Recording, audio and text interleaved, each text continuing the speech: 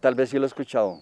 De pronto Pues un yo no sé, director, yo no sé por qué sacaron eso. De pronto un profesor le dio por montar eso y los demás vieron y hicieron lo mismo, pero hay mucho con que bailar eso. Tarararararararam, tarararararararam, tarararararararam, tarararararararam. El ventarrón es una rumba criolla, ¿cierto? ¿Por qué? Porque ese sí nació de la costa, ¿sí? Por el nombre, porque decían mucho por el ventarrón, por los ventarrones que hacían allá, y por eso fue el tema musical, el ventarrón. ¿Y lo que se baila es qué? También es una rumba criolla, es una rumba criolla.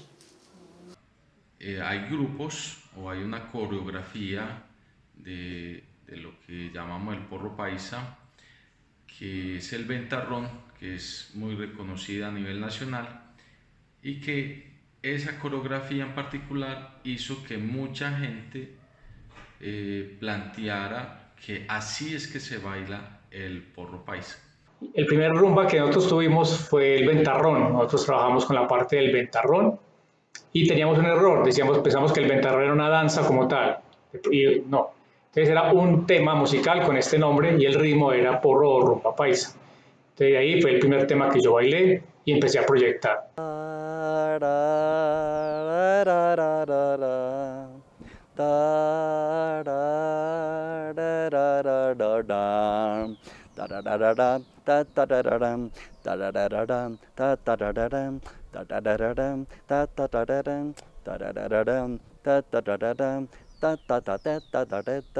Más o menos así es casi todo el tema. Yo nunca comprendí.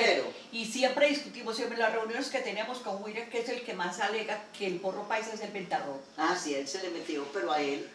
Nosotros alegamos, Nosotros dejamos que diga. Que era el nombre de una melodía.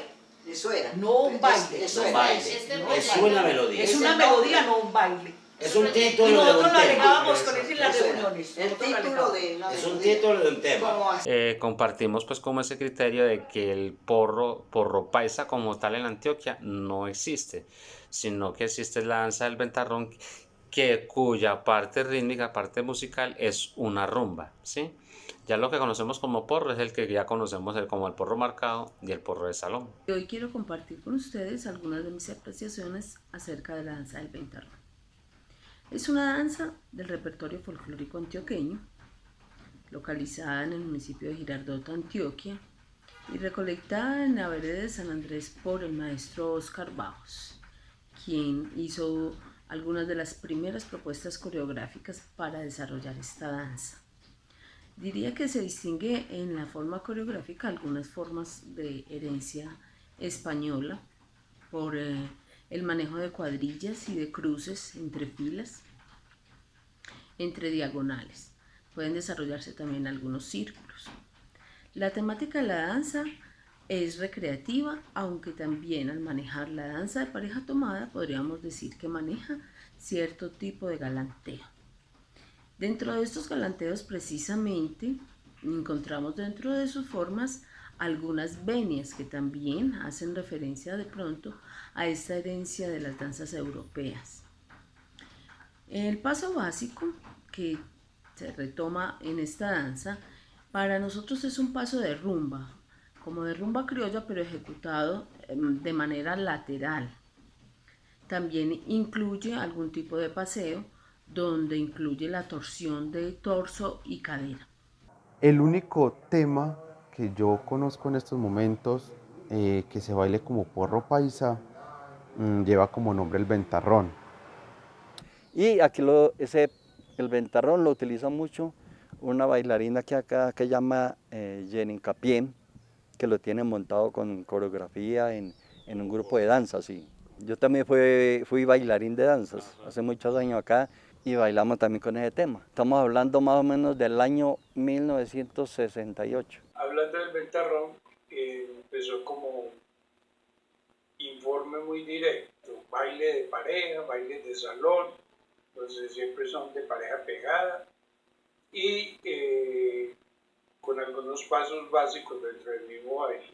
Yo creo que la intención más que todo de Argiro es como ese reconocimiento a lo antioqueño, ¿cierto? Porque lo que yo decía ahora, como es una forma particular de tocar de los antioqueños, más como darle esa identidad a lo antioqueño.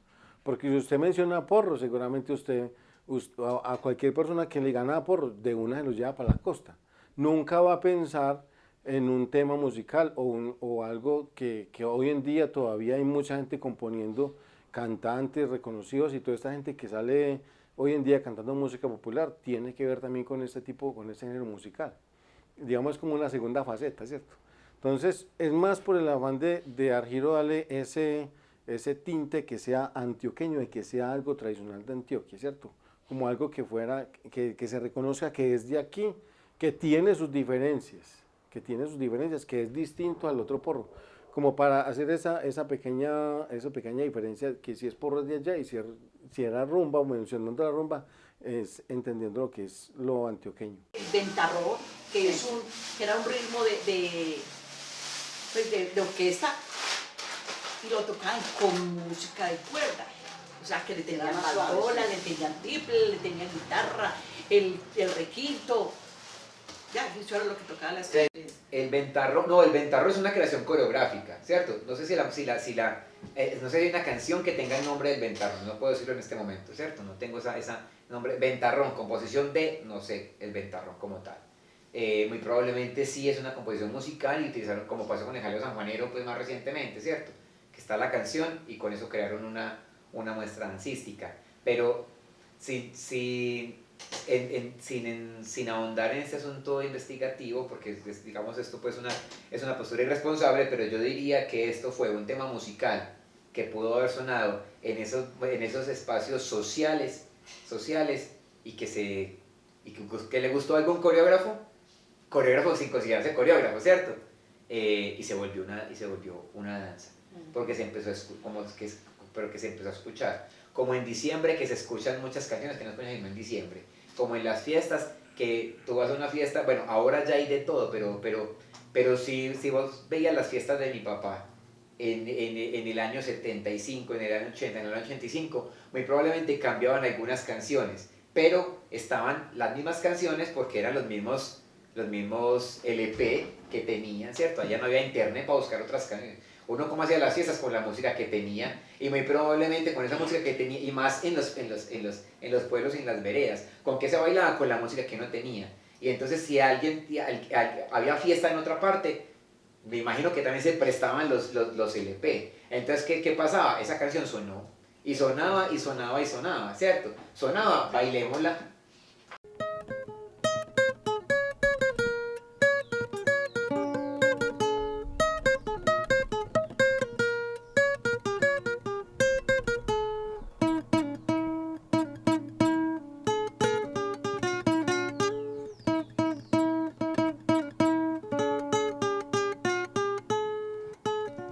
Así más o menos es. Pero como lo estás haciendo, eso es un porro.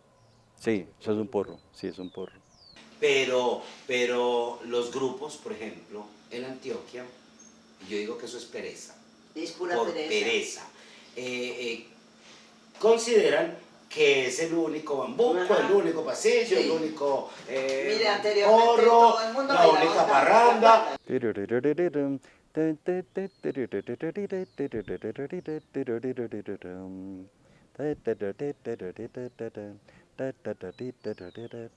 Ya quedó claro que es una melodía, ¿cierto? Que es un título de un tema. La forma de bailar de esa versión del ventarrón. Para mí es completamente errónea, equivocada.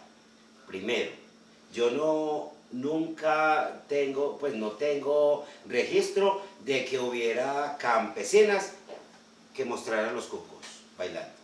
Yo conozco por ahí una versión que es que el porro paisa o el ventarrón es una danza que hacían, o una forma de bailar que hacían los campesinos después de jornadas laborales, ¿cierto?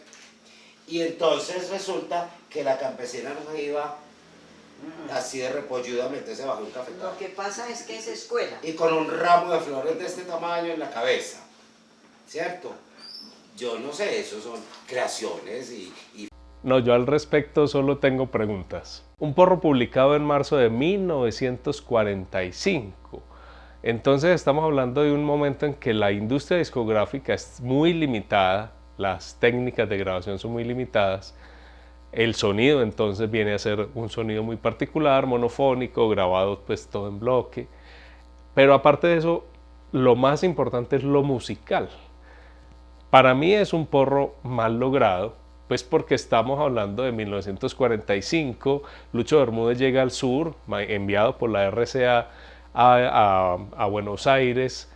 En el 46, hasta esa época, pues llegaba la música colombiana, sonaba por allá, da cuenta los catálogos de la RCA Víctor, donde se sorprende, dice que se sorprende de la gran acogida que ha tenido la música colombiana. En los 30, nos dicen los que escriben y los que investigan, en los años 30 casi que todo lo que llegaba de Colombia, indistintivamente, si fuera cumbia, porro, lo que fuera, a todos le decían porro. Entonces es un momento en el que los chilenos están aprendiendo a hacer porro. La percusión da cuenta de eso. Es una percusión sin sabor, es una maraca muy mal interpretada. La orquesta suena muy bien a nivel técnico, pues con la lectura y pues su ejecución es muy bien en los instrumentos de viento. La interpretación de la letra es muy apegada a la tradición sureña, chilena, con esa imitación del sabor tropical que apenas está como en esa investigación, como en esas ganas de pegarse. Entonces, ¿con qué criterios se escoge un tema? Sabiendo que Medellín fue una fábrica de porros, que Colombia teníamos al rey del porro, luego estuvo Lucho Bermúdez, Pacho Galán y todas las orquestas que inundaron de miles de porros el repertorio colombiano, que además ya fueron luego muy bien grabadas. Recordemos que Medellín era la meca de la industria discográfica y cada industria, cada sello tenía su orquesta grandota, de manos de Lucho Bermúdez, de Juancho Vargas, de tantos que eran grandes arreglistas, grandes directores y donde habían grandes músicos. Entonces, ¿por qué escoger un tema maluco? Porque realmente si vamos a la música, ay sí, muy rico, suena muy sabroso, pero si la comparamos con toda la producción que se hizo luego en Medellín y en Colombia en general, e incluso ya luego pues en el exterior y todo, vemos que carece de muchas cosas esa versión del Ventarrón. Carece de, ante todo, para mí, carece de sabor. Es lo que podríamos llamar un porro cachaco, porro maluco. Y bueno, no sé, entonces, esa es una de las preguntas. Pues en esta permanente hibridación, transculturalidad, cada uno se apropia de lo del otro y trata de hacer su versión. Unas veces pues queda técnicamente, una cosa es leer una partitura, pero lo que no está escrito es el sabor. Entonces a veces pues queda parecido, otras veces queda parecido pero mal logrado, otras veces queda muy bien. En el libro de Medellín en pantalla del maestro Alberto Burgos, que es una recopilación muy interesante de la farándula de Medellín en la década del 50 y el 60, siglo XX, solo hay una referencia. Ahí en ese libro aparece todo lo que venía a Medellín y lo que sucedía dentro de Medellín con las orquestas y todo tipo de artistas, donde se presentaban, cuánta gente iba, cuánto costaba la entrada. En esas 2 décadas solo aparece una visita de la orquesta de Porfirio Díaz, que era una orquesta que se especializaba en músicas del sur, tocaba mucho tango, luego incursionaron en lo tropical, con boleros, con pasillos. Entonces, no era su fuerte la música tropical colombiana. Lógicamente, no tengo hasta ahora el registro de la programación de las emisoras. Lo que he logrado indagar no da cuenta de que ese tema se hubiera popularizado en masa. Tal vez como baluarte de algunos nichos se escuchaba el tema. Digo yo que eso no se debió haber popularizado, esa versión, justo por eso, porque es que aquí teníamos la mata del porro, con sabor, el sabor del porro. Entonces, respondiéndome yo mismo a mi pregunta, yo creo que fue un capricho de alguien, un capricho por simple capricho, porque o porque le gustó mucho el tema, y temas que sea lo que sea le gustan a uno, o por desconocimiento. Realmente desconocemos mucho, es un gran desconocimiento el que hay sobre nuestra música colombiana grabada, pero sobre toda la producción que se hizo en el siglo XX hasta finales del siglo XX, desde 1945, 40, 45, que empieza a florecer la industria discográfica en Medellín y que luego se convierte en la gran meca de la industria discográfica. Yo creo que es una de las ciudades del mundo más importantes. Hay muchos estudios, hay tesis elaboradas, tesis de maestría en historia elaboradas sobre esto. Las industrias discográficas manejaban catálogos mensuales, algunas las publicaban, otras las tenían para ellas, pero eso está en los archivos de Discos Victoria, Discos Fuentes, Codiscos y todo lo que fue Ondina, Seida, bueno, tantos sellos que hubo, manejaban catálogos. En esos catálogos hay miles de canciones. Tal vez por desconocimiento o por pereza o simplemente porque había un disco ahí donde estaba el Ventarrón, que originalmente, como ya lo vimos, fue lanzado en 1945 en un disco de 78 revoluciones, que era una pasta gruesa. Por el otro lado creo que había un pasillo, pero fue reeditado en un compilado de obras de la orquesta de Porfirio Díaz en 1982, que ese es mucho más sencillo de conseguir, y quizás por eso muchas personas creen que en el 82 fue que se empezó a escuchar esa canción, pero fueron muchas décadas atrás que se grabó, y pues por eso tiene esas características. Un porro, fuera de la latitud que fuera, grabado en el 82, tendría otras características, tendría otros músicos, unos músicos que ya estarían en una inmersión mucho más profunda con la música tropical colombiana. Quizás simplemente por desconocimiento, por pereza o por capricho, se escogió un tema chileno, absolutamente chileno, inspirado en un ritmo colombiano, para hacer una de las danzas más representativas y que con más orgullo se ha apropiado en la región antioqueña. O sea, que el porro paisa se baila con un porro chileno. Auténtica cumbia colombiana, pero la música era una cumbia de Chico Trujillo, una orquesta chilena. O sea, estaban bailando auténtica cumbia colombiana con música, con cumbia chilombiana. Son procesos de hibridación cultural muy complejos, pero sí pienso que los que trabajamos en esto de la cultura, de la identidad y el folclore, tenemos que tener muy claro cuándo lo estamos haciendo con nuestras raíces y cuándo estamos haciendo también hibridación. Y así eran las manitos, porque tampoco, vea, es que no se podía hacer esto, porque es que esa era puta. ¿Ya era qué? Ah, está grabando eso. ¿Era qué? Ah. Era que ya era